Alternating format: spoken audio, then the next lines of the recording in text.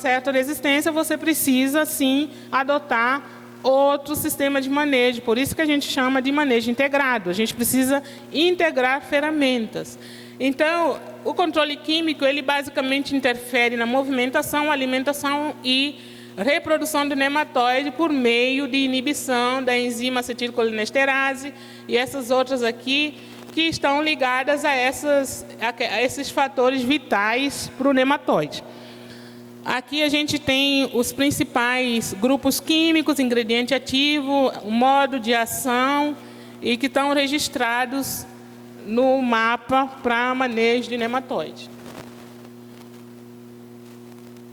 Aqui estou mostrando que controle químico muitas vezes também permite um maior desenvolvimento da planta. Então, se ele conseguiu inibir a ação do nematóide, a planta consegue se desenvolver melhor e você tem uma melhor performance. Mas uma das desvantagens do controle químico é que, na maioria, ele atua apenas na fase vermiforme do nematóide e ele tem um efeito efêmero. O efeito residual do químico ele é muito mais curto comparado ao ciclo da cultura. Então, quer dizer que ele perde o efeito logo nos primeiros 30 dias por aí, e daí o nematóide consegue novamente explodir essa população. Mas se você tiver, juntamente com o químico, aplicado alguma outra ferramenta, você pode conseguir mitigar esse fator de explosão de população. E o controle biológico? O controle biológico, primeiramente, o que é? É o uso de um micro-organismo vivo para controlar a população de um outro. Meu tempo acabou, gente? É uma ferramenta a ser aplicada para a redução de fitonematóide, podendo servir para mitigar os efeitos antagônicos das outras ferramentas. Quanto tempo mais eu não tenho? Não tem nenhum mais, não? Mas vocês vão me permitir terminar?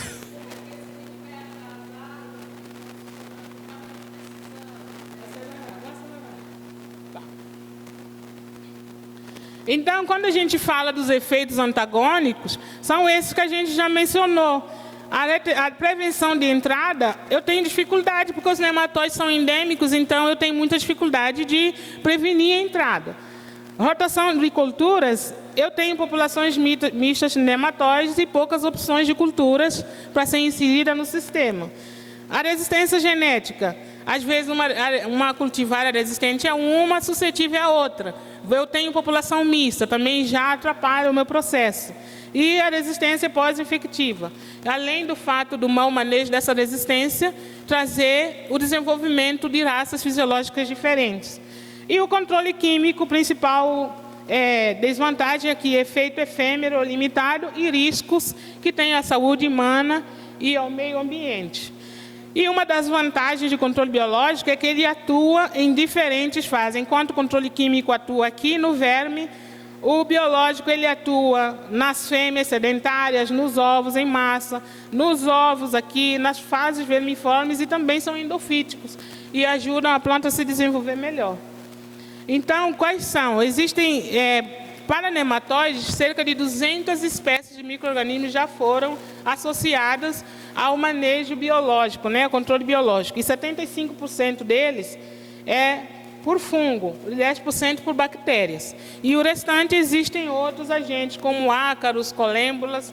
E no mapa existem mais de uma centena de produtos registrados à base de diferentes micro-organismos, aqui 18 espécies, para controlar 11 espécies de nematóides.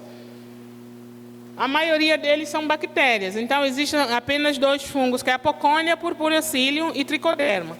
E nas bactérias você tem bacilos e a Pasteuria, que tem registro. E aqui a gente vai falar desses 3 principais que têm registro. Esses 2 aqui também são fungos, mas estão em estudo para desenvolvimento de produto. Tá? Então, aqui é o Purpureocilium lilacino, ele é um fungo quitinolítico, que significa que ele se alimenta de quitina. Então, o que tem na cutícula do nematóide? Quitina. Então, ele consegue se alimentar do nematóide, do ovo do nematóide e conseguir parasitar ovos em massa aqui, mostrando como ele é bem agressivo, tá? A pocônia também, ele é um fungo parasita facultativo de nematóide, o que significa que se você tiver pocônia no sistema e não tiver outra coisa para se alimentar e tem nematóide, ele vai se alimentar de nematóide.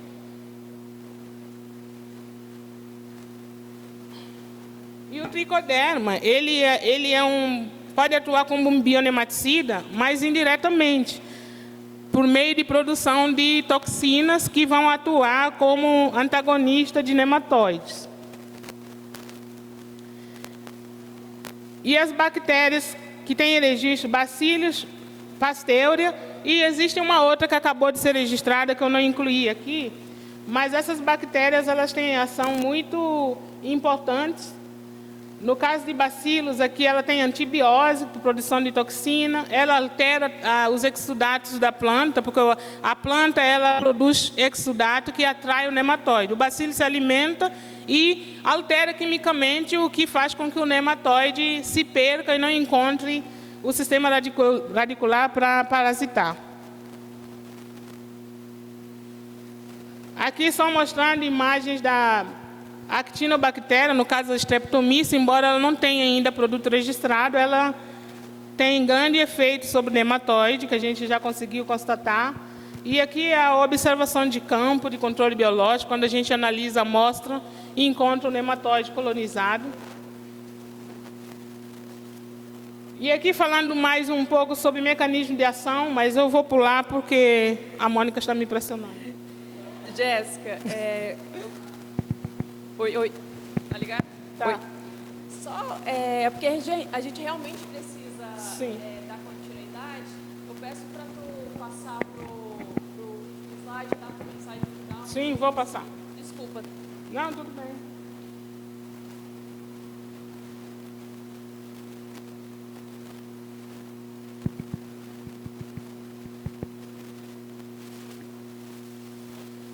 Vou falar só nesse slide aqui e a gente finaliza, tá?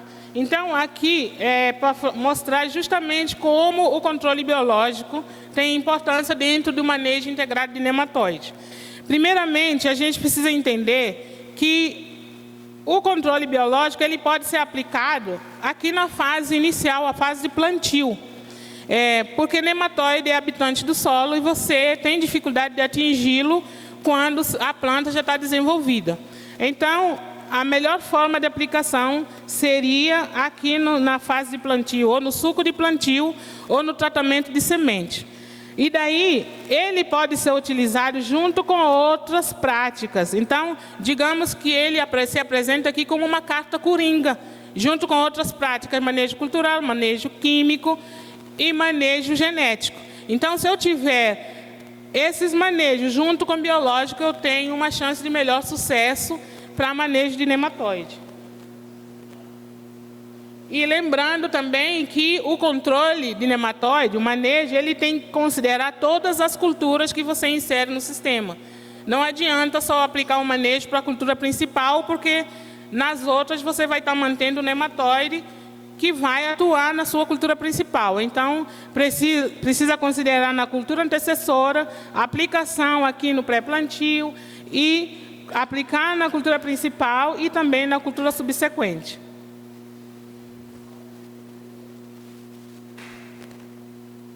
E é isso, gente. É o que eu tinha para apresentar. Eu peço desculpas, né, pelo passar do tempo. Eu agradeço a Jéssica, excelente palestra a respeito de nematóides. A Jéssica foi minha colega desde graduação, mestrado, doutorado. Então, eu estou muito feliz dela ter aceitado esse convite para palestrar aqui no nosso evento. Bom, devido ao tempo, né, que a gente ultrapassou um pouquinho, para a gente não atrasar os minicursos, eu vou pedir para a Fabiola, nossa monitora, entregar um brindezinho aqui para a Jéssica, e aí a gente passa para a parte de coffee break. Vamos ficar aqui mais ou menos uns 20 minutos. E aí a gente vai... São 4 minicursos. Um minicurso relacionado a herbicidas, virologia, bioinsumos, e cada um vai ser em um local diferente. Os monitores vão estar ali instruindo vocês para onde vocês devem ir, tá? Foto oficial, Fábio.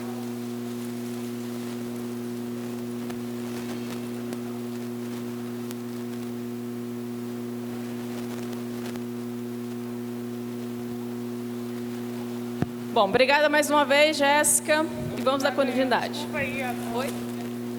eu nunca